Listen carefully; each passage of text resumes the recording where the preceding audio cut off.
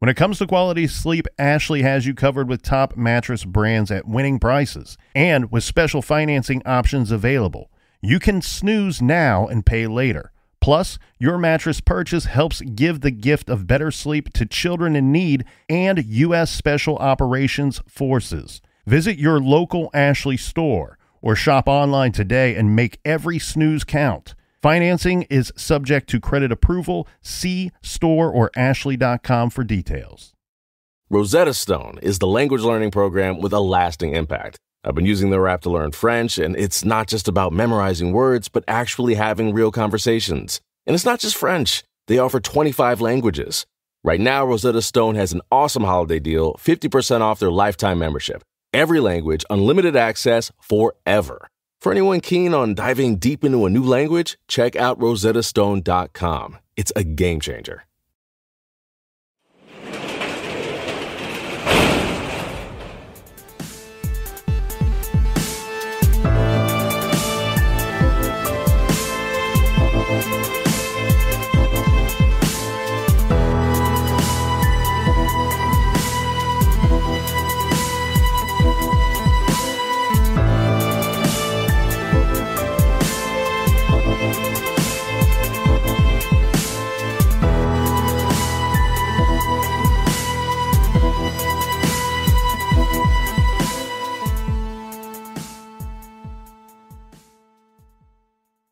Welcome to True Crime Garage. Wherever you are, whatever you are doing, thank you for listening. I'm your host, Nick, and with me, as always, is the captain, and we are happy to entertain you while you pretend to be busy at work. What's that, boss man? You need those TPS reports right on your desk? I'll get them to you. It's good to be seen, and it's good to see you. Thanks for listening. Thanks for telling a friend.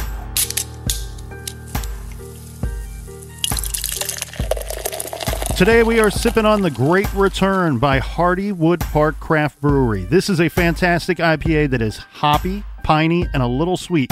ABV 7.5%. I wanted to feature the Great Return with kumquats and grapefruit because that's my favorite, but I don't think you can get that anymore. So today, sipping on the Great Return IPA. Garage grade, 4 out of 5 bottle caps.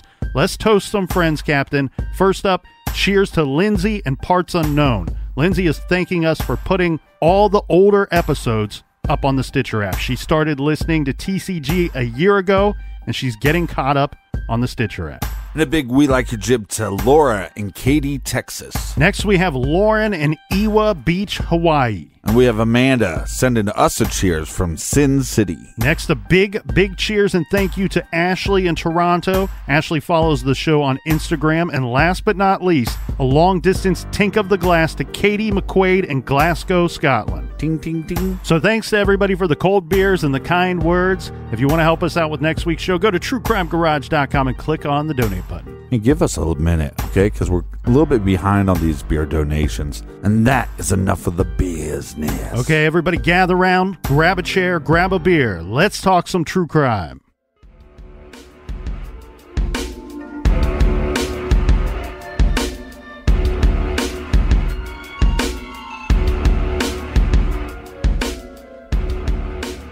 Before we dive too much further into this missing child case, we want to take this opportunity to listen to an interview conducted with Lemhi County Sheriff Lynn Bowerman. And this is from eastidahonews.com. Let's go back to the beginning. Can you kind of give us a timeline as to when the family arrived and what proceeded?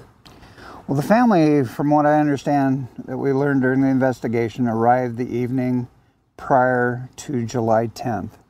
Sometime fairly close to dark on Thursday, July 9th. And then they went to town in Ledore, and upon returning, they supposedly thought they were turning their child over to their grandfather, the child's great-grandfather. They went down to the creek, which was right next to the campground, and within 10 to 15 minutes, they go up to find their child to show him some fish in the stream, and he's nowhere to be found. And grandfather assumes he's gone down to them because he was within their line of sight and wasn't too far from the campground. They started their initial search and eventually called 911 when they realized they couldn't find the child. Where was Mr. Renwand during all of this? He was in the same general proximity. The creek is just over the bank. He's downstream, they're upstream. They're all within probably 100 to 150 feet of each other. Very close proximity. Very close. So they call 911, you guys arrive and begin searching. Correct.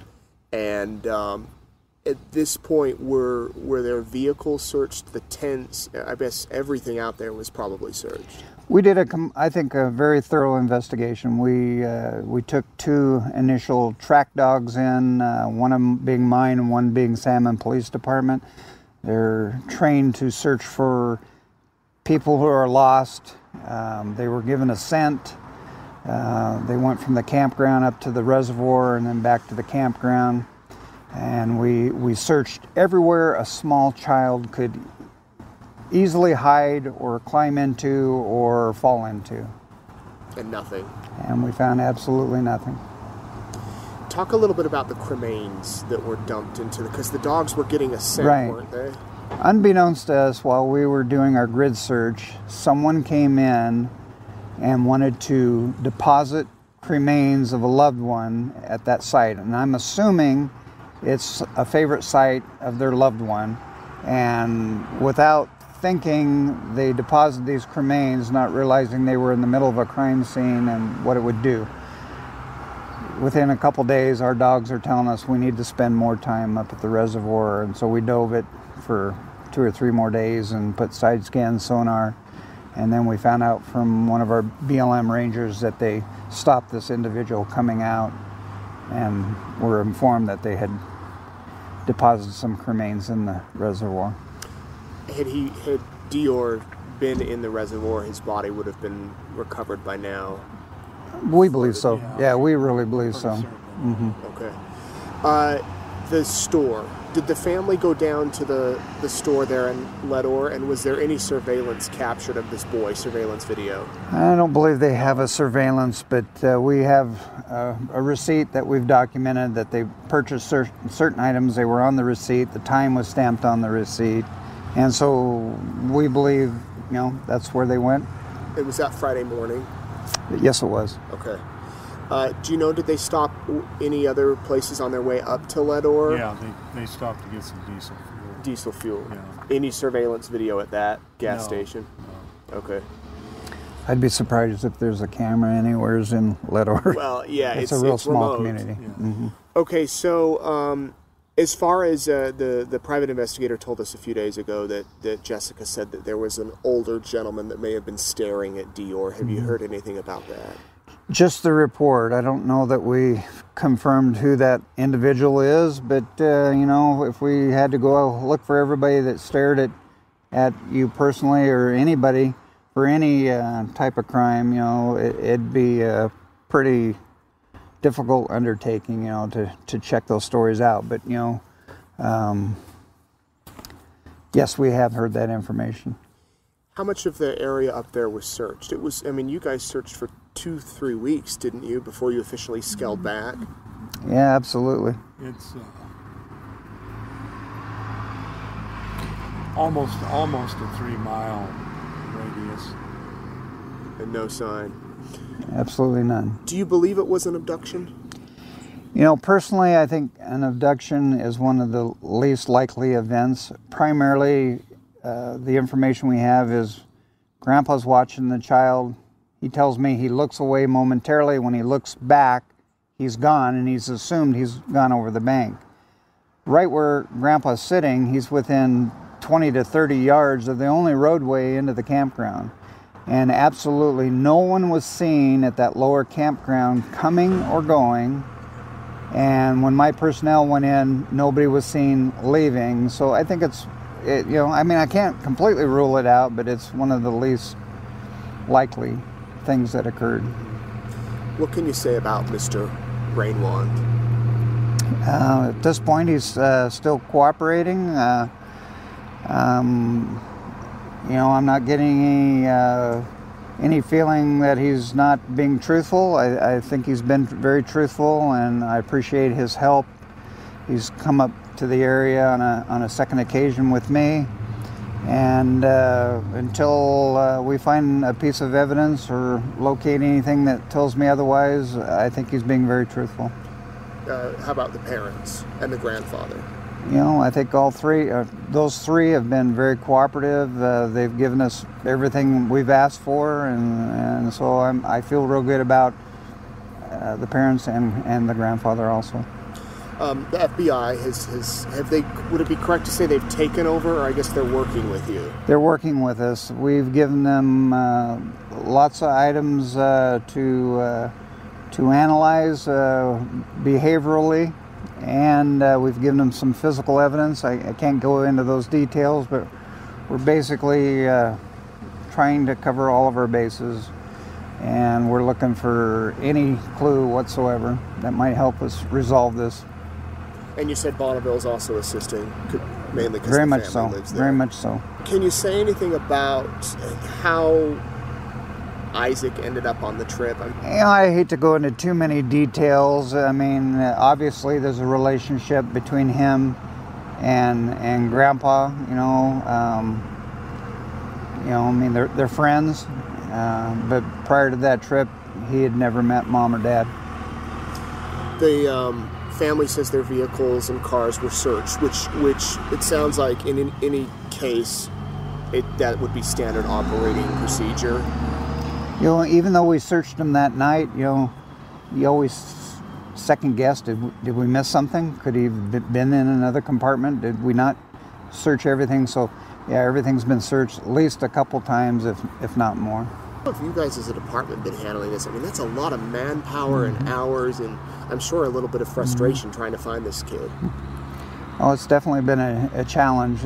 We've got some fabulous volunteers. Our search and rescue is second to none, and they've been overwhelmed by this. We've had some issues on stress that we've had to deal with, and our office is, my chief deputy has spent endless hours up there. He's climbed literally up to the top of some of the peaks up there. He's walked into some of the old dens of some of the animals that live in those areas, and he's been frantically searching for a clue, and it's been overwhelming. I mean, there's been days I've been the only patrolman on the road because all my personnel are up there working at the scene. Have you ruled out a wild animal? I guess, has anything been ruled out? Absolutely nothing has been ruled out. There could have been some interference from, a predator at some time in the scenario, whether beginning or partway through, or you don't know. We had bears and wolves running literally through camp Searching. while we were searching. Okay. Absolutely.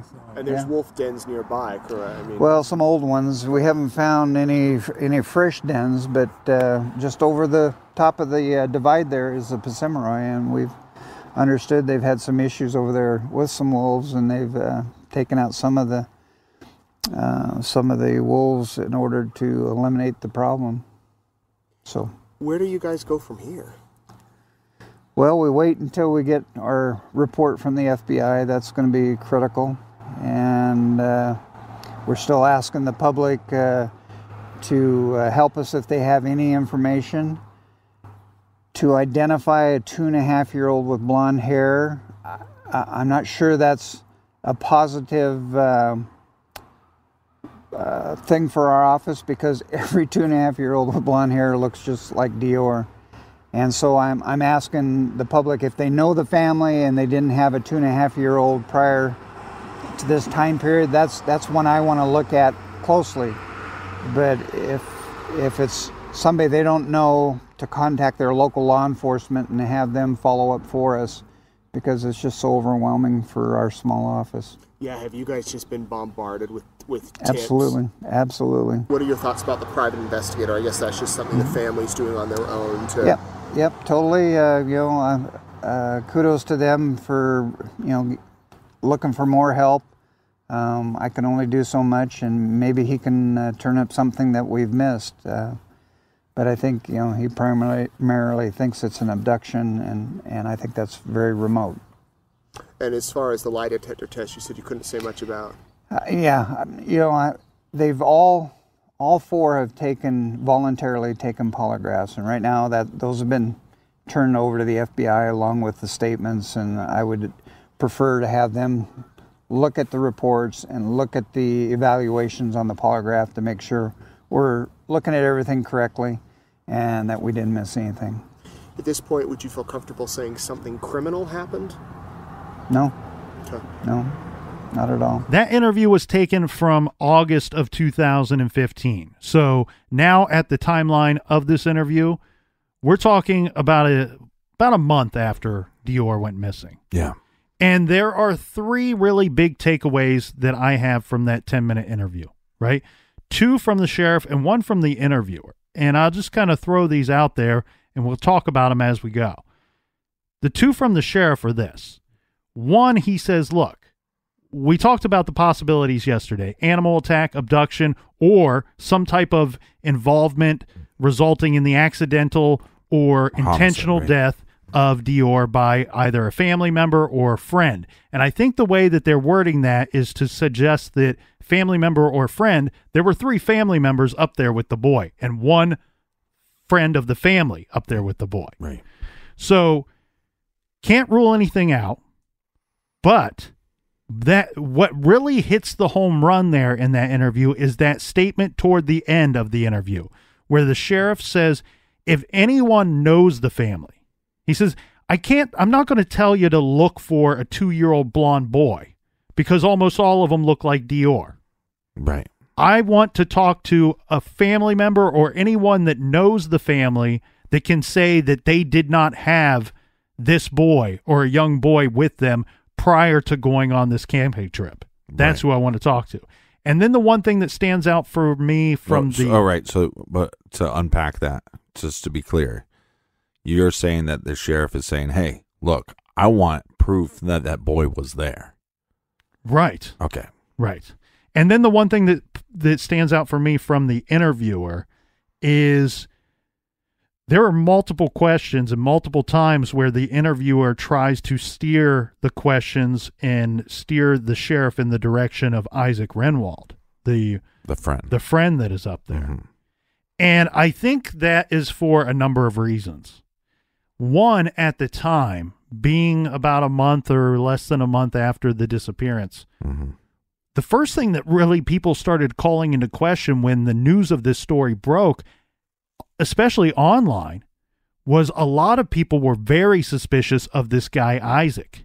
Right. And I think one rightfully so, because immediately what you see is which one of these things is not like the other? Well, Isaac is the one thing that is not like the other. He's the friend. Everybody else is a family member of this little boy. Yeah, and he's a little odd, let's put it that way. And he's also, it seems to me, a little bit on the slow side. So you know what's weird about him, and well, not necessarily about him, more so about this whole story and cast of characters to me, mm-hmm. is going into this, when I first got involved, and you and I have both been aware of this case for a long time, and it's been a while that we've wanted to cover it. Yeah, I've never been able to dive into it as much as I have this week. Yeah, and I'm going to agree with you and thousands and thousands of other people out there that say, this Isaac guy, there's something off with him. He's weird. He's odd. And you also have Jessica and Vernal, who both say this guy's a little odd. We didn't know him. He's a little weird.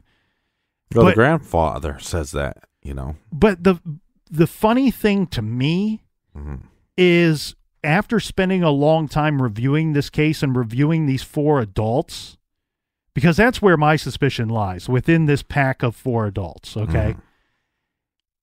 I find all 4 of them to be odd. So if we're going to say that Isaac is odd or weird or comes off weird, right. I really think all 4 of them are strange birds. Doesn't he seem like he's operating with a lower IQ to you?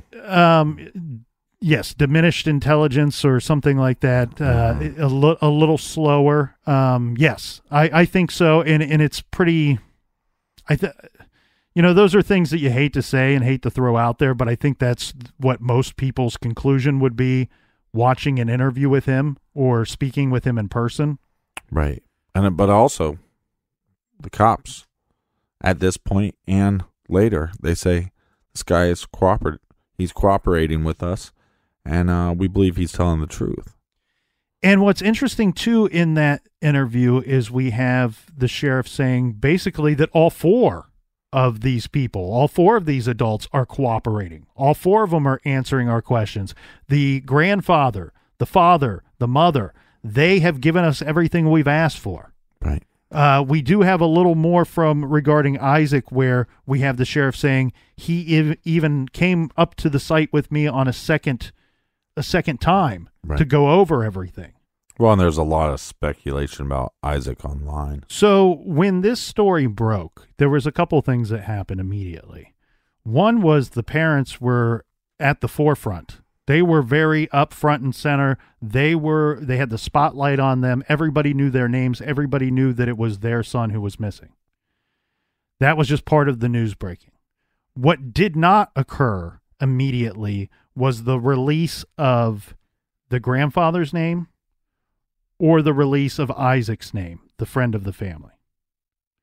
And so I think in a way that could have started some type of suspicion about them or Isaac. Right. But the interesting thing here too is when his name was released, Isaac is repeatedly identified as a sex offender with an extensive criminal history in online forums and on social media for a while. Really? And that's very troubling because, again, which one of these things is not like the other? Isaac is just a friend of old grandpa's. Yep. And he's not a parent of this little boy. And he's a little odd. And now online people are identifying him as a sex offender with an extensive criminal history in online forums and on social media. Number one flicky. So the police did address this situation. The sheriff did address this situation. And their answer is very confusing to me. But I have to throw it out there because it may help clear some things up. Okay?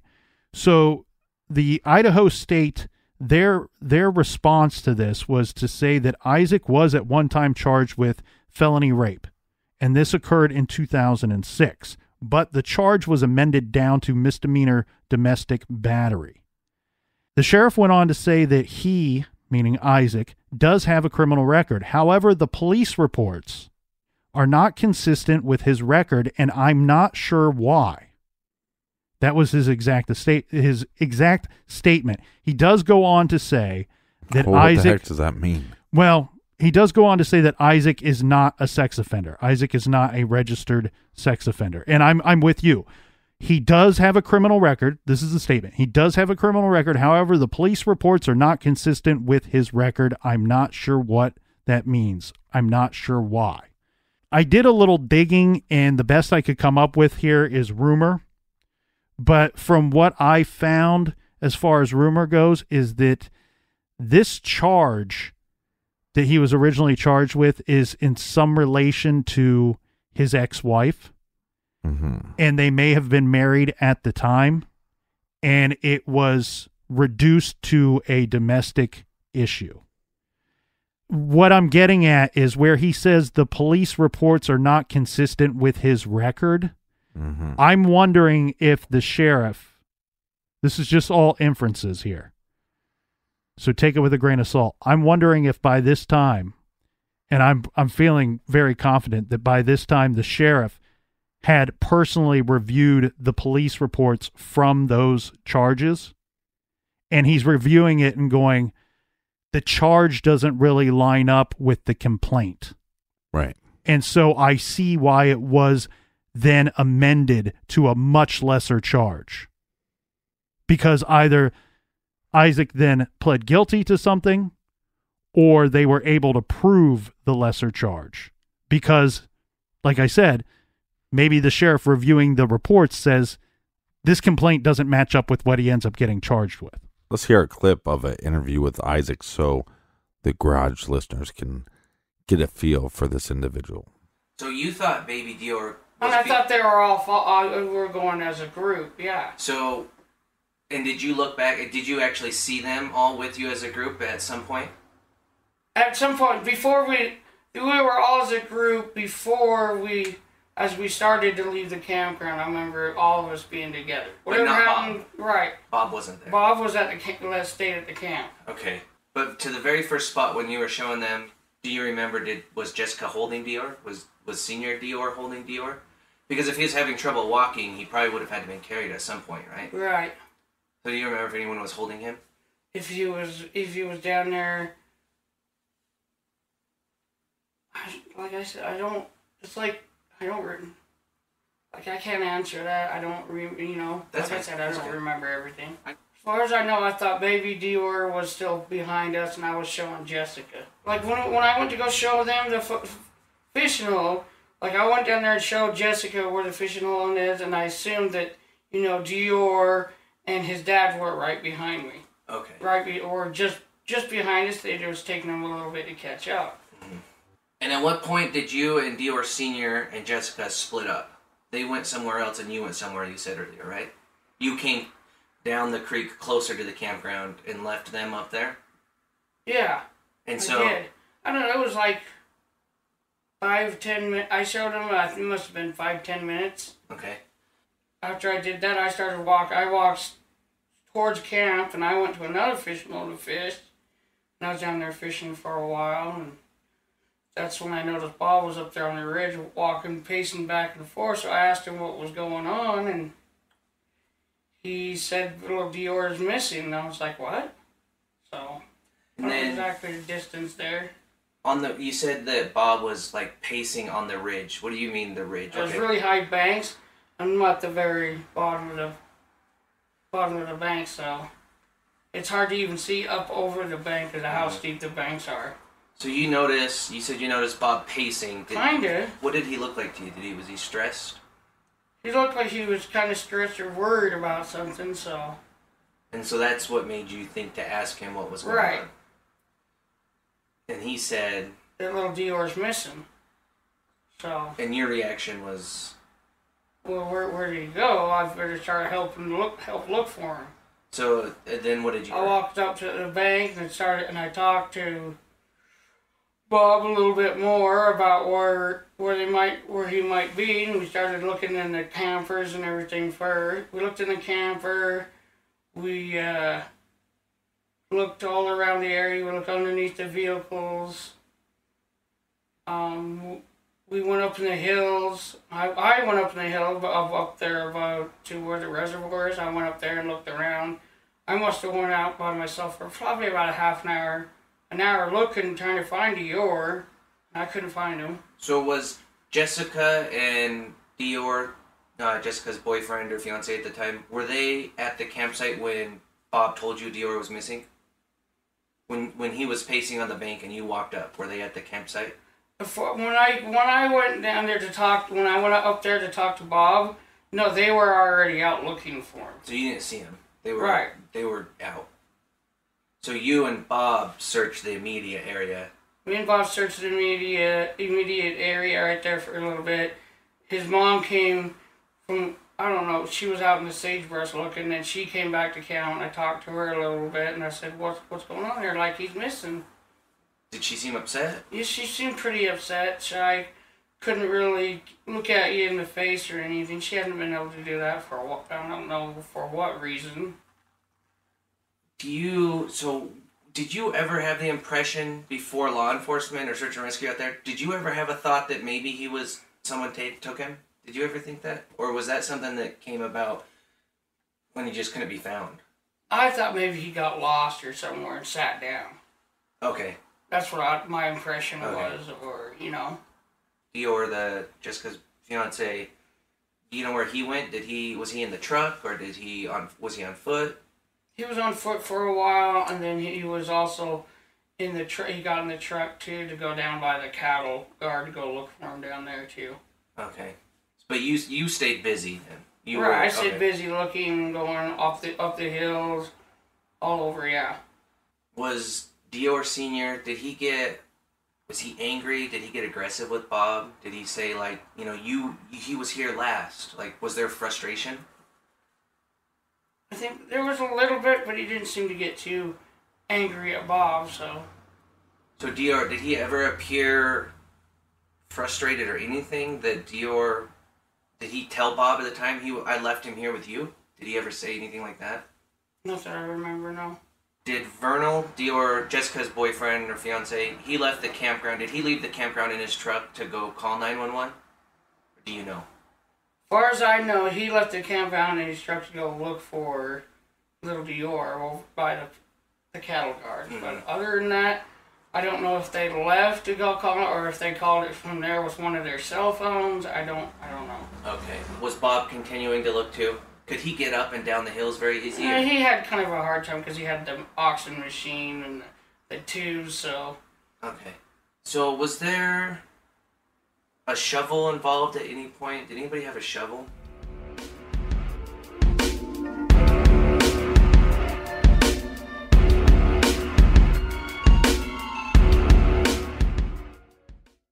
This show is sponsored by BetterHelp. Do you look forward to the holidays? Maybe you struggle with seasonal blues. This time of year can be a lot, and it's natural to feel some sadness or even anxiety about it. But adding something new and positive to your life can counteract some of those feelings. Therapy can be a bright spot, something to look forward to make you feel grounded, and to give you the tools to manage everything going on. If you're thinking of starting therapy, give BetterHelp a try. It's entirely online, designed to be convenient, flexible, and suited to your schedule. Just fill out a brief questionnaire to get matched with a licensed therapist and switch therapists at any time for no additional charge.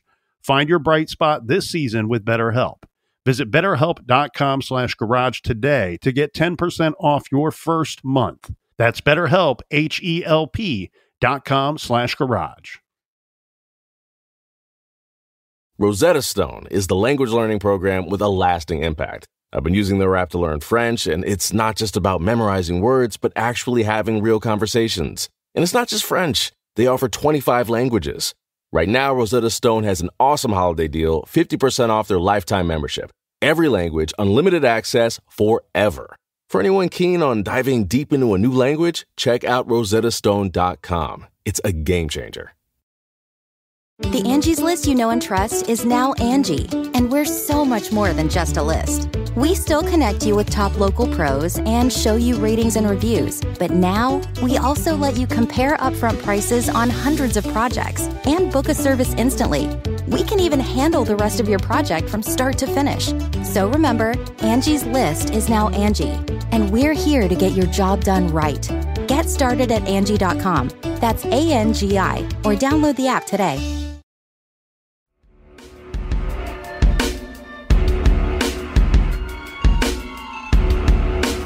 All right, so little to do, so much time.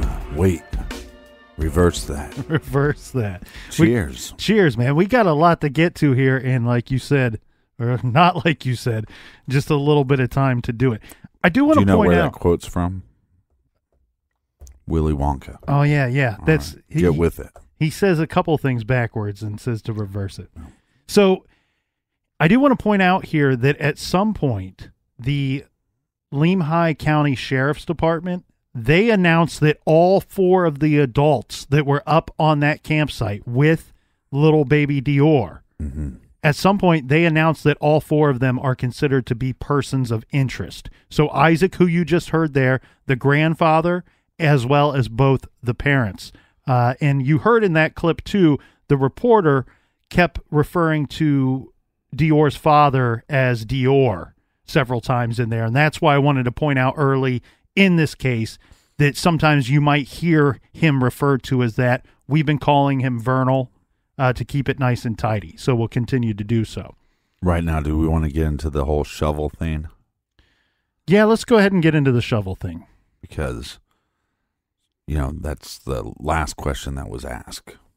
Yeah, so apparently this is according to Jessica, that there was a shovel that she said had like some mud on it, like it was recently used. Right. And this shovel incident takes place once law enforcement are on the scene, once they are searching for DeOrr.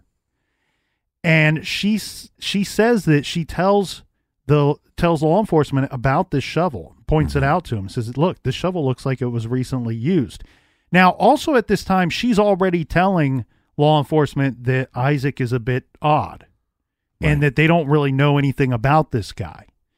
So somehow they connect this shovel to him, or they want to talk to him about the shovel. She says that they take Isaac away from the group. They talk to him for a while, and they are going to look at and examine the shovel. She says something about a hair being on blonde hair, blonde hair, and she says this could have been one of DeOrr's hairs. She points it out to the law enforcement and then reaches to grab it, and it blows away in the wind. Yep, and it's gone. It's gone forever. And so I guess once they're done talking to Isaac, he comes back to the group and knows that they were talking about the shovel.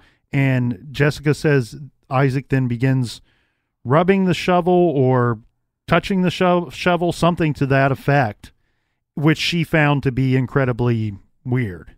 On August 12th, 2015, private investigator Frank Vilt joins the search. The way that this is explained, how this comes about, is that Frank Vilt is a friend of the family somehow, and he offers his expertise into helping the family. This relationship does not seem to go very well at all. No. And it seems to unravel and fall apart fairly quickly. I love private investigators. All of them seem to have a little bit of a cocky swagger. like they're going to come in and they know what's best. Well, Mr. Vilt is a retired U.S. Marshal. Mm-hmm. So he has a good amount of experience, and he's offering his help. And as we said, this seems to fall apart very quickly. At some point, he withdraws himself from assisting the parents of DeOrr. Yeah. And he even issues them a statement regarding such. Yeah. And within that statement, here are some interesting words that he uses. Quote, "My stipulation was that both of you would be absolutely truthful." This is him talking to the parents of DeOrr. "In my professional opinion, both of you lied and misrepresented the true facts that could possibly solve the mystery of your missing son." What we have here is the investigator is stating these individuals, he does not think that they have been truthful with him. Right. And thus hindering his investigation. He's starting to be suspicious that they know more. Why would they not want to be truthful with this man that's trying to help them out?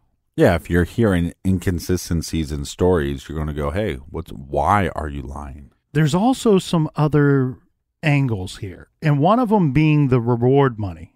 Now, this is reported many different ways, so I'll just kind of give you the whole of it, and you can decide exactly what was going on. It was reported that at one point they were offering $5,000, maybe even $10,000 for information regarding the missing boy. And I believe this would have been coming from like Crime Stoppers or something in the general area, the community coming together and trying to help this family. At some point, private investigator Frank Vilt says, you know what, we need to increase this amount. Yeah. This might not be enough money to draw somebody out that could really know something. So I, knowing that you don't have even the funds to pay me to help you, and that you don't have the means to build this reward yourself, I will offer up some of my own money. I'm already giving you my time. Yeah. So I'll offer up some of my own money. Let's increase this reward to $20,000 and make this a national case and make it, let's get some substantial reward money here to try to draw out some possible information, some leads onto where your son could be. His statement says that they were not on board with that the parents of DeOrr were not on board with increasing the reward amount. Right, which on one hand makes it look pretty fishy. But on the other hand, they might not be wanting to, they're already asking this guy of his time and his effort and his energy, and maybe they think this is a simpler case and it should be solved quickly and we should find answers quickly, and we don't want you to put up your own money. We've already asked enough of you. I think you go to the ends of the earth to find your child. Right, but it goes back to, the mother's crying too much. The mother's not crying enough. I mean, it's hard to put yourself in their shoes and to know how you would react. Me or you, I would think we'd both go, yes, offer more money. You're willing to do that for me? What a great person. I like the cut of your jib. For me, this is one of the most suspicious behaviors of any of them, of any of the behaviors throughout this entire case. I think that it would be bizarre to not allow this man to offer further help and assistance to try to find your son. We have the father. We heard his own words. We will find you. We will find you. We will not stop looking. Yeah. So to me, this is a very suspicious behavior by the parents. Now, we do need to keep in mind, we are not privy to conversations that occurred on the phone or within closed doors meetings between this investigator and the family.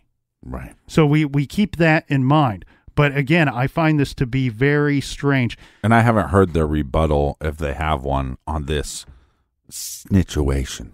So should we get into Frank Vilt's theory as to what he thinks may have happened here? Yeah. Because we got so many things to kind of go through, and the proper order to do them is not very clear to me at this moment. So let's just wrap up Frank Vilt. Mm-hmm. So he gives this he gives a letter to the family explaining why he's no longer going to be working their case. At some point, he says, I have a theory, and I've poured through some of their information. I don't have any evidence to back this theory up. I just have suspicion. And what he says is he believes that, one, the mother, Jessica, knows exactly where her son is or knows what happened to DeOrr. And two, he cites that she at one time has given away custody of her two other children that she has. Yeah. That there was an old marriage that no longer existed, and at some point she gave over full custody, basically an adoption process, to her ex-husband. Yeah, they make it seem like it's an adoption process, quote unquote, but she still had visitation. She still saw her kids. So that's very unclear. Yeah, that is her rebuttal. I am still involved with them. I still see those. Yeah, and it was simply, look, the dad was involved, and he had quite a bit of money, and he could provide a better life for them, and she wasn't working. So that's her rebuttal. Yes. And then we do have in January of 2016, remember we mentioned that the sheriff's department at one point named all 4 adults as persons of interest in this case publicly. Well, in 2016, they now elevate the parents to the status of suspect. Yeah, but they're also going to get another private investigator involved. Yeah, and this occurs before they're named suspects. Okay. So November 23rd of 2015, KIC Texas, this is a private investigative firm, they join the case. And on January 9th, there is a fundraiser held to pay for KIC Texas. But just 7 days later, KIC Texas says DeOrr is no longer alive. Then we have January 25th, where the parents are named by law enforcement as suspects. And the following day, DeOrr Kunz hires an attorney. On May 2nd, Philip Klein, he's one of the investigators with KIC Texas, says Jessica Mitchell knows where the toddler's body is. And the next day, the Kunz family fires KIC Texas. They are told that the Kunz family will sue KIC Texas. Well, this is a lot to unpack because you have this team searching for answers, and they're now saying that the mother knows where the son is and that the son is dead. Mm-hmm. And where's their evidence for this? So they're brought into this case cold, we should say that. They're brought in with no assumptions, and they're going to go in there with phase one of their investigation is to interview all 4 of those adults that were up at the campsite. And it's through the course of these interviews. Now, mind you, I don't think that they ever spoke with Isaac directly. They spoke with the grandfather and the 2 parents. And what their findings were is that they were being told different stories. That we have the parents telling the record states from KIC Texas that they were told 5 different stories by both parents who were interviewed separately. And they questioned some of the statements that they received regarding the grandfather. Now, what they do state regarding Isaac is that they, again, I don't think they spoke with him directly. Their statement is that he spoke with law enforcement on 4 different occasions and gave the same story every time. Well, I have a couple problems with this Philip Klein, and I don't know if you've seen some of the statements that he's given about this. One, he claims, we came in cold. We knew nothing. And then the next statement is, we came up with 3 theories. Their 3 theories were the same as the sheriff's theories. Yes, they, after speaking with the sheriff's department, those were the theories that they were going to investigate. Right. Which, if you're going in cold, you don't ask for theories. You also don't just ponder, okay, here's the situation.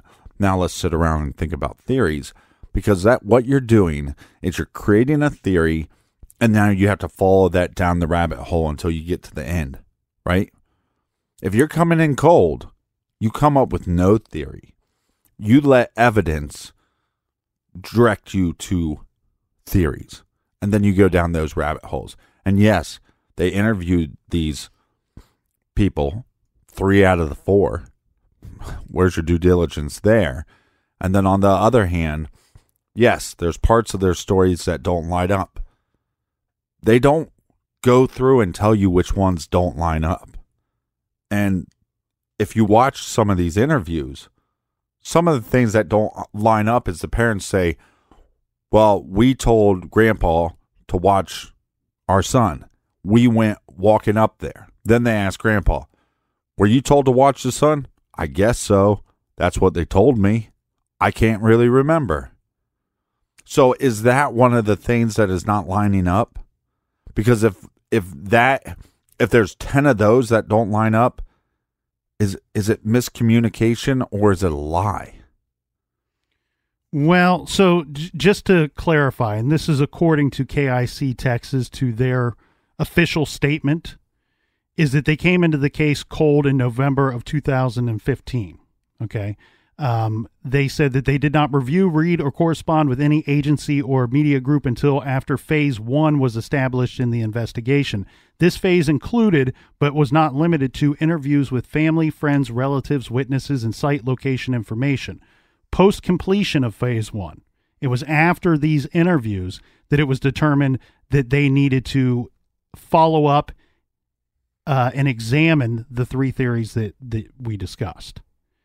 So it is their official statement that they did come in cold, that it wasn't until interviews and all that was conducted that they arrived at the same 3 theories that the sheriff's department did that needed to be investigated at the time. Right. But again, if you look at the statements that they have released, they make tons of gigantic claims. Like, we know that the son is dead. We know the mother knows where the son is, just she won't tell us. These are huge claims that you're not backing up with any evidence. So you're just putting this out to the public. You're just putting this out to the media, and you're not giving us the reason why. Look, if you want to make a statement like that, I have no problem. And if they're pieces of shit, they're pieces of shit. And let's figure out what happened to this kid. What I have a problem with is you making statements and not coming up with, not releasing any evidence to back up your statements. And these are damning statements. That's why they're being sued. And then they also do stuff like, well, we raised $29,000 for they weren't going to be charged hourly rates it was just going to, they're going to raise this money just through fundraisers. And they make a big deal about how, well, out of the $29,000 raised, $20,000 we used. We don't really know where the other $9,000 is. Right. Okay, well, you have two parents that are not working, that are spending their time searching, and you have, all that stuff going on. And there's a lot of times in these cases where some of that money goes to the family. But again, it's one of those things. We're going to throw some shade. We used $20,000. There's $9,000 missing. Oh, that makes these parents guilty. Well, I see what you're saying, but I don't think that look, I don't want to get into trying to determine what the intentions are of KIC Texas. Right. If this were me in this situation, I would do exactly as they did with that statement that you just said. Because, okay, keep this in mind. They agreed to take on the case. This was based off of through fundraisers that was with the general public. So I would feel that I owe an explanation to the general public that came together to raise all this money to hire me. And now I'm accusing the parents. Right. So my problem with that, though, is if you're a private investigator, if you're a team of private investigators, and you know that sometimes the money is used for things like that, to pay rent, and because life goes on. Your kid's missing and life is going on. You would know this.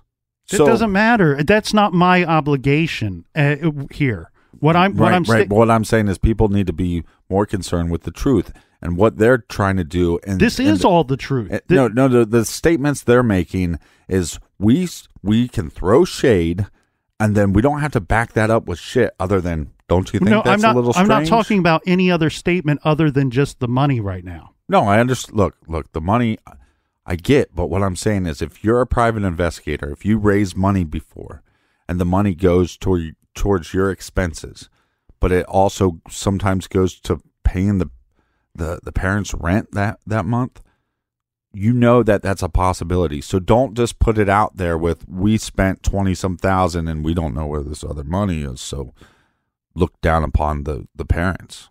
And that's what I'm saying. That's irresponsible. They could have made. I don't think it's irresponsible at all. I understand that you feel the need to tell the public where the money went. Yeah, that's if I were in this situation, that would be my only obligation, is that I need to tell you where the money that you people put together, your hard-earned money that you put together for this investigation, I'm going to tell you exactly where it went.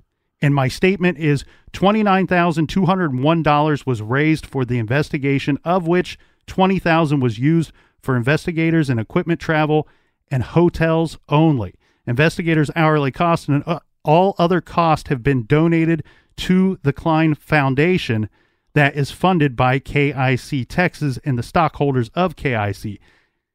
Right. This is where they're saying, we have no idea what happened to the $9,201, these other monies given. This is where the Kunz family can come forward and say, we had to pay our rent. Right. They're the ones that that's their obligation to the public. Okay. I agree there. As a businessman and as myself, I only took a percentage of the money raised. I only need to answer for that. Okay. And I don't think that they're. But what they did in the statements that they released, if you read the statement that they released, I am reading the statement that they released. It's constantly, let's throw a little shade, give you no evidence to back up our statement, and then move on to the next one. Throw more shade, don't back it up with any evidence, and maybe they don't have to release that to the public. But I think when you're sitting there making these bold statements, why do you think that? Why do you think that the kid is dead? Why do you think that the mother knows where the kid is at? What led you to that? Just lies or inconsistencies? And that's my problem with the statement. I agree with that. I don't think that all of this was handled in the best, most professional manner. But also keep in mind, if they do have any evidence that led them to those conclusions, the public is not the right place for that to end up. The proper place for that is to turn that evidence over to law enforcement. Now, right, but you could also make the statement of simply like the last private investigator. We think that they're not being cooperative, or they're not telling us the truth, and we're backing away from this, and we're giving all the information that we've collected to the authorities. But to me, this statement was, we're going to throw as much against these parents as we can, and to publicly shame them.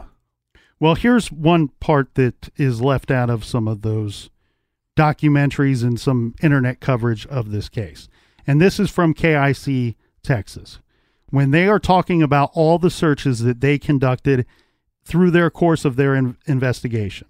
Okay. This is actually listed as their secondary search. And this is very interesting information. 1, they say that investigators searched by permission in the 900 block of Ada, Idaho Falls, Idaho, which is the former residence of DeOrr Kunz and Jessica Mitchell. Yeah. Both have been evicted for not paying rent and left in the apartment furniture and clothing. In such, the landlord had cleaned out the apartment and moved all the articles to near the dumpster for removal, as the property had been declared abandoned by the landlord. Right. Investigators were given permission to search the abandoned waste by the landlord. During the search, we will report investigators found the following. 1, 4 Matchbox cars described previously by the parents as missing, and they did not know where they were. 2, a camo child's jacket, similar to being described by both parents as being worn on the day of the event and suggested to be missing with the child. 3, a credit card used by a family friend with seemingly purchases of items unknown to investigators in testimony. 4, an insurance tracking device box and instruction package. All evidence was turned over to the Lemhi County Sheriff's Office for further testing with the U.S. DOJ and FBI. All right. There's some things to unpack. The camo jacket, a little strange, could have multiple jackets, right? Mm-hmm. The Matchbox cars, I could care less about. I don't think there's much there. These, I think the reason why they call these into question is because they are saying that these cars were described previously by the parents as missing. Right. And they didn't know where they were. What's with this credit card? So I don't know what's up with this credit card, because here what's up with that? They need to be vague, right? They Right. can't tell us what the purchases were and when they took place. But what they are saying is this card was used by a family friend with purchases of items unknown to investigators throughout the course of testimony given by likely the parents. Right. And what the hell's an insurance tracking device box? I don't know. Some kind of tracking device with instructions. Yeah. I don't know. That's very strange. Maybe somebody could add that to the blog and let us know what the hell that is. But yeah, I think the key, the big thing there, the big thing that you call into question there is the camo jacket. The one that we've always heard all along that is described to be similar or the same as what the boy was wearing when he was last seen by his parents. Right. Well, no, look, I think that's something, but again, there's kids that like camo and they have multiple camo jackets. So. And I get that, but it's just like the money situation. Right. I, as an investigator, my only obligation is to tell you what I found and what I'm using your money for. I am not preventing the Kunz family or the parents of ever coming forward and giving a rebuttal or adding to that information and saying, we had to use the money for rent. We had no choice. Yeah. He had 2 or 3 camo jackets. We were unaware that was in the trash. Right. Yeah, I mean, this one's just so tough. I mean, this case, this cute boy, I mean, if you watch any of the footage of him, I mean, he's just, he's kind of a goofball. There's this scene where he's saying, Mama, I love you. And she's saying, I love you back. And he won't stop saying, I love you. And you'd think it's just this accident that they turn their back and he goes missing, and they're going to find him, and it's it's tragedy, but it's an accident, or there's an animal that took this poor kid away. But it's almost like you can live with that. That's an accident, and those things happen, and it's a tragedy. But then when you go, we have multiple private investigators ruling out that an animal took this kid away, or that he walked off on his own. We have the sheriff saying the same thing. The sheriff is saying, look, the likelihood of this kid being abducted out there doesn't make any sense. We have private investigators saying the same thing. Then we have eyewitnesses that can't put this kid in that area. Out of the 4 people there, they're saying that there's a kid there. But 3 of the people are family members, so are they covering up for each other? And did they take advantage of this neighborhood friend, quote unquote, that's a little odd, that he'll be one of our witnesses, and the boy is never there. And other than him, we have nobody outside the family saying that the boy was even there. And then you have one private investigator go, hey, you fools are lying to me. I'm out the door. Next private investigator comes in. Hey, you fools lying to me. I'm out the door. And then it comes back to this idea too with the sheriff saying, we exhausted every option of it being an accident, and the parents not coming clean about it. And that's where it brings you to this statement from Jessica where she says, hey, look, I was offered immunity. But I had to show them the body of my child, and I can't do that. Well, when we talk about, we were getting into throwing shade, and here's the thing. I want us to keep in mind that all along the way, in my opinion, Jessica was throwing shade at these unknown, unnamed individuals. Yeah. This dirty man with the boy at the store. This creepy guy that was staring at my boy at the store. Right. All along the way, throwing shade at these unnamed individuals or named individuals. Look at the family friend. He was odd. He was weird. He still is weird. Whatever. Yeah. But the thing, they even threw shade at the grandfather. Yeah, you're right. She does. She's like, if maybe something happened with my grandfather, maybe he did something. Yeah.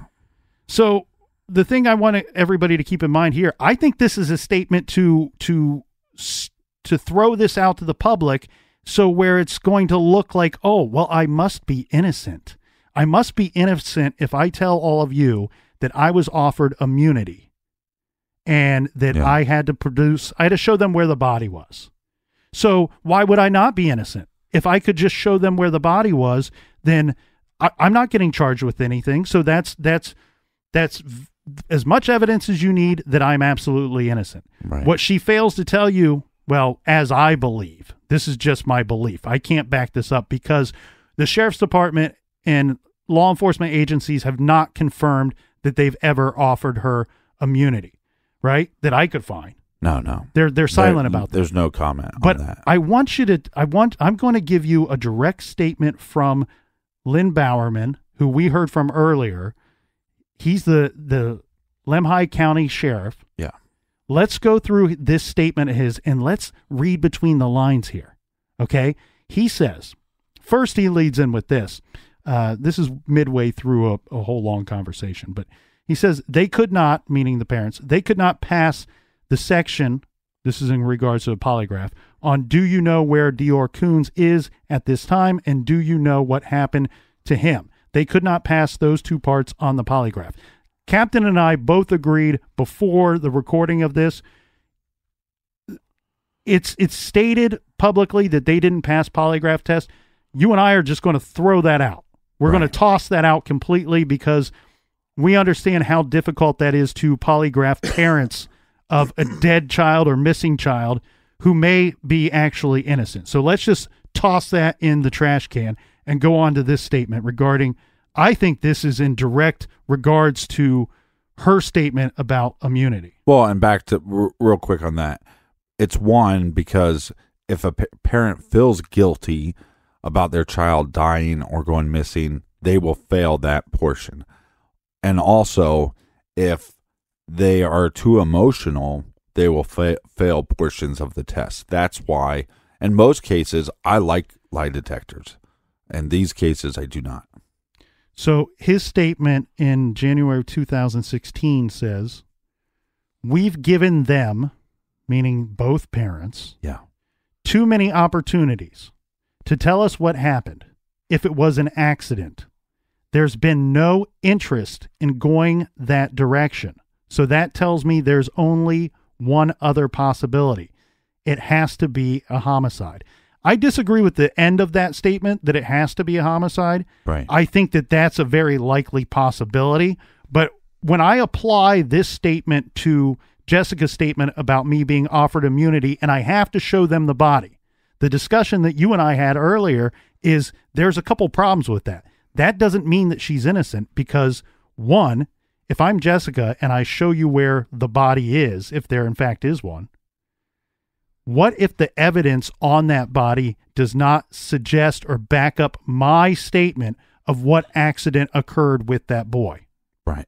What if they go, well, we found this or that. Now we know this is a homicide. This was not an accident. Right. Now she's in trouble because I would bet you that that immunity, if in fact she was offered that, was stipulated by it being an accident, that she be completely truthful and lead them to the body. Right, because why would they give them immunity if they think they're guilty of killing Here's the other child? thing. Let's go back to the first private investigator. He had some thoughts and theories that maybe the child was given away. Yeah. Well, therein lies another problem. If you offer me immunity and I have to lead you to the body, there is no body. The boy's alive. Right. And elsewhere. And there's a lot of speculation that the boy's father is not his real father. And since there's speculation of that, and the last private investigator brings this point up as well, but it's like, let's just do the DNA test. Let's do a DNA test to clear this up. And so we can move on with the investigation. Mm-hmm. I do want to point out one other thing that they thought brought Jessica into suspicion was the lack of photos. Apparently she was very diligent about always taking photos of little DeOrr and posting them online and on social media. And they note that on the camping trip, now it's a short trip from the time they show up to the time that he goes missing. It's 24 hours, less than 24 hours. They do know, hey, what, you didn't take any pictures of your boy during this time? You didn't post any pictures? Yeah. So that's one thing of interest. Continuing on with more statements from KIC Texas. They state that they don't have any evidence other than the testimony of the 4 adults at the campsite that indicates that DeOrr Kunz, the minor child, was on the mountain. And they say, we believe that the parents, through family members and through friends in social media, have begun a misinformation operation on behalf of the parents to mislead the media, mislead law enforcement, and mislead investigators with KIC Texas, as well as the general public. Stating, we now have, due to the testimony of all witnesses, including store employees, clerks, beer distribution drives, fuel handlers, and credible witnesses that have given credible testimony, that we cannot find any person that saw the child go up to the mountain either the day of the event or the evening before. We therefore are now moving our timeline of the event back to 5 p.m. of the day before the 911 call was made. All right. So now that we've heard from pretty much everybody, what's your thoughts on this? Here's the weird thing for me is that I don't necessarily agree with either the sheriff's department or KIC Texas, where both agencies have decided to back up their timeline and look for people to talk to the day before they even went to the campsite. Right. And my reasoning behind this is a couple of things. yes, we only have the 4 adults saying that DeOrr was ever even there. But the problem with that is if in fact he never was there, then all 4 of these people have to be involved in some form or fashion. Right. I don't see a situation where all 4 of them are involved, especially when we see that they all kind of start turning on one another a little bit. Right, but all private investigators and the law enforcement believe the family friend. Right. And that's the thing. You can't believe the family friend and then say he was never there that day. That's where your problem is. Because if you believe Isaac's statements, and Isaac has said every time, DeOrr was there. He was at the campsite. So where I'm going with this is a couple things, okay? So I think that DeOrr did go up to the campsite with them. Where everything starts to fall apart is the next morning, when they wake up the next morning. Right. That's when the stories start getting wonky between the grandfather, the father, and the mother. Right. Then we have Isaac, who he can't recall certain things, and he seems a little confused about some things. He's guessing sometimes, yeah. But everybody's stating he's given the same story 4 different times, and they believe him to be truthful. So we have the parents who at some point say, you know what, it could have been this Isaac guy that did something to my child.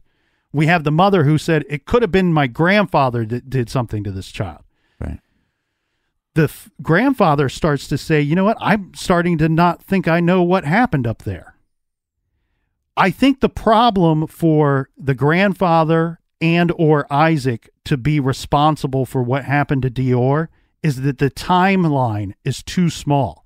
The window of time of opportunity to do something to this boy is too small. Right. The body... And one's not even physically fit. One's carrying around oxygen. Right. He's carrying around oxygen. I don't know what would lead me to believe...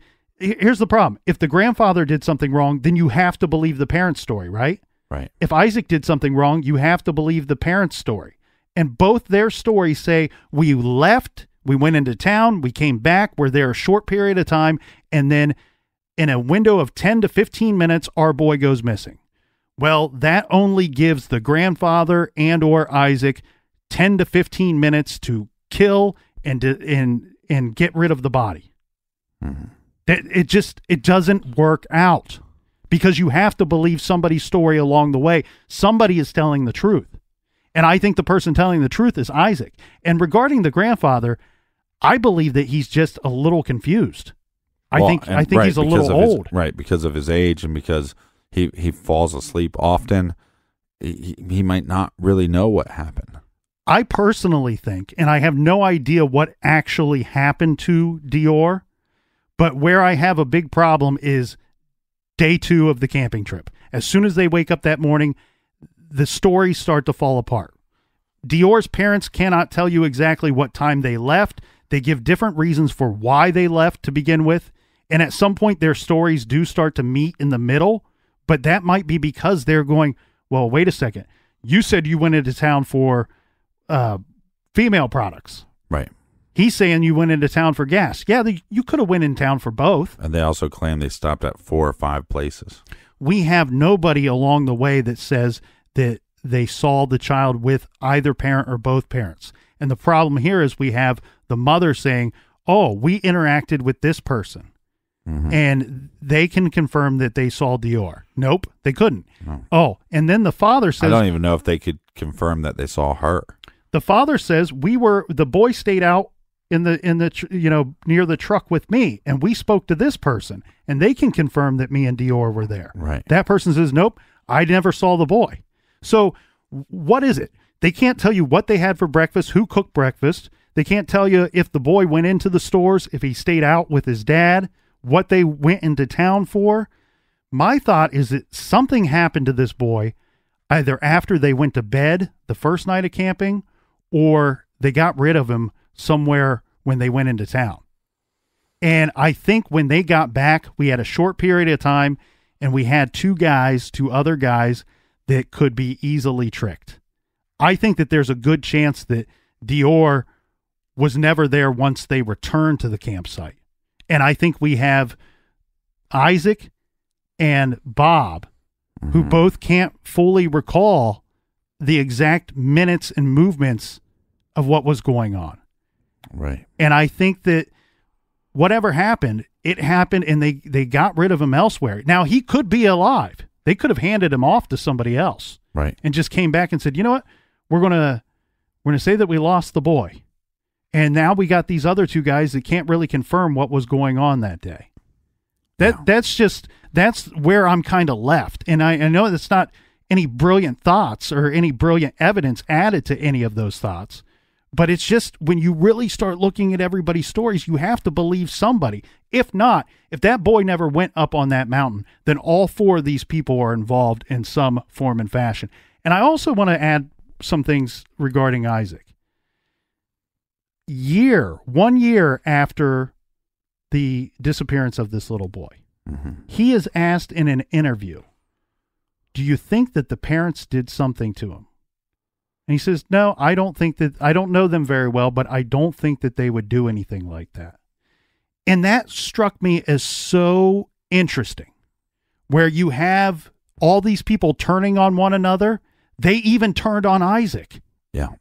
And guess what? I think that the investigators really thought Isaac could be their guy very early on. Right. They're talking to him. They interview him 4 times.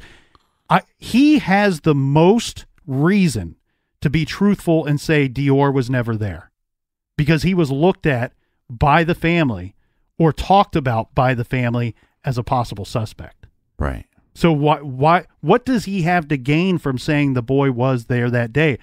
The only thing he has to gain from saying the boy was there that day is suspicion upon himself. Yeah, I think investigators wanting to roll back the time period all the way to 5 o'clock. I don't know if that is right, but again, it's possible, because think about it this way.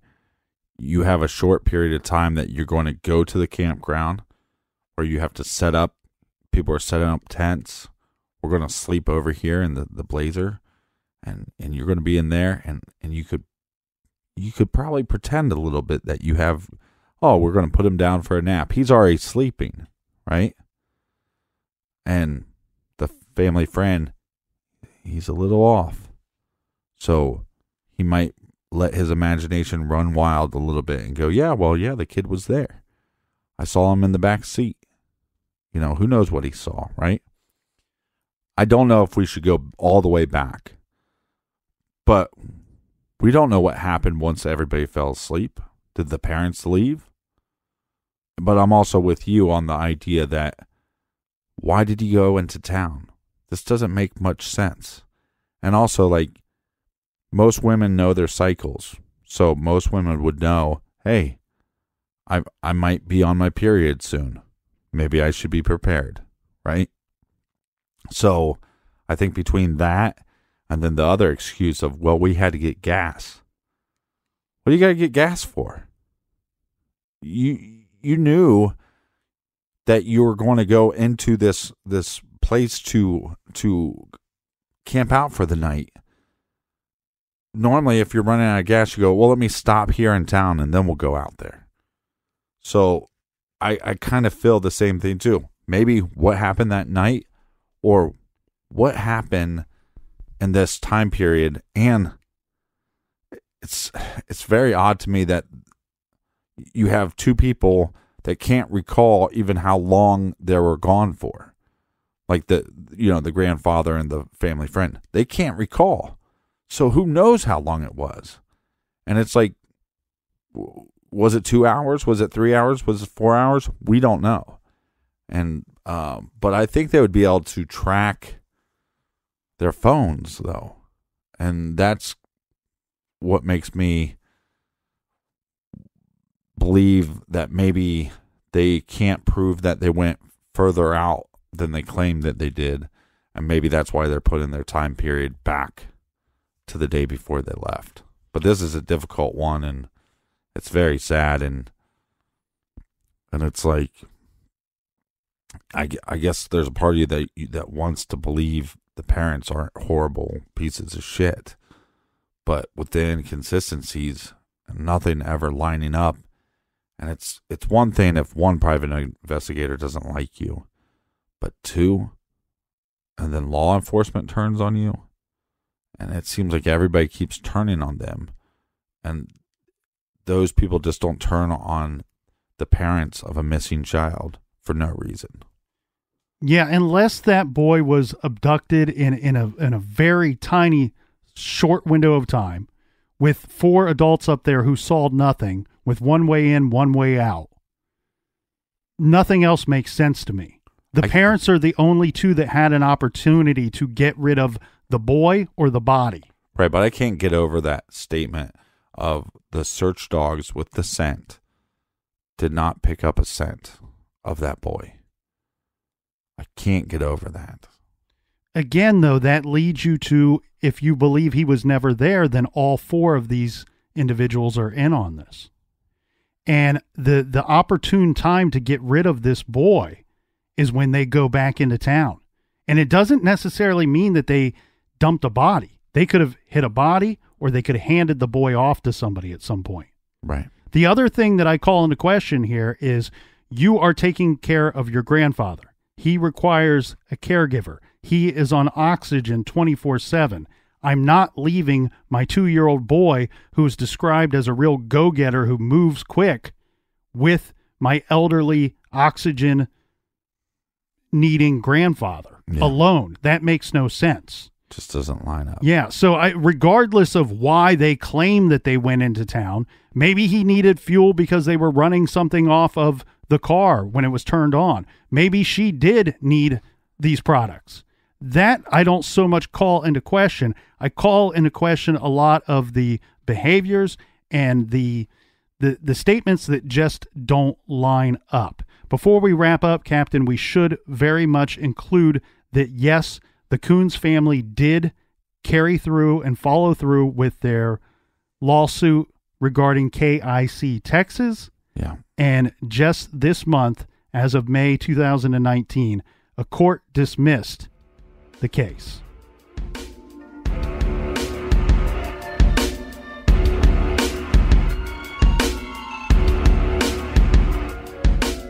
And before we wrap up today, we have a little recommended reading for you. Check out the book, The Lazarus Files, a cold case investigation. On February 24th, 1986, a 29-year-old newlywed was murdered in Los Angeles. The shocking truth about who killed her would not emerge until 2009. A DNA match led the LAPD to arrest one of their own detectives. Check out this book, and you can find all of our recommendations at truecrimegarage.com. Click on the recommended page. And make sure while you're there, you sign up on the mailing list so you can get the promo code. We're giving a special promo code to mailing list members only for 15% off everything in the garage store. We're having a little bit of a garage sale. That's right, and we will see all of you right here back in the garage next week. Until then, be good, be kind, and don't litter.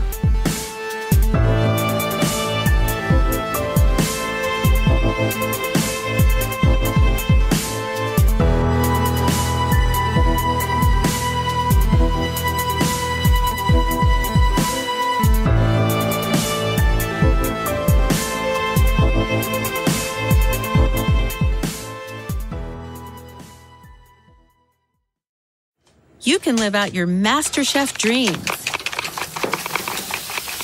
when you find a professional on Angie to tackle your dream kitchen remodel.